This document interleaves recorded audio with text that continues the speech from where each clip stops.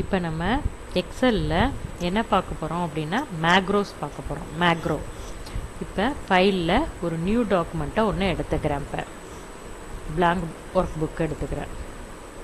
இப்போ மேக்ரோ அப்படிங்கிறது என்ன அப்படின்னா, இப்போ ஃபார் எக்ஸாம்பிள் இப்போ இந்த ஒரு ஃபைல் இருக்குது. இந்த ஃபைலில் இந்த மார்க் லிஸ்ட்லாம் பார்த்திங்கன்னா நார்மலான மாடலில் சிம்பிளாக டைப் ஆகிருக்கு.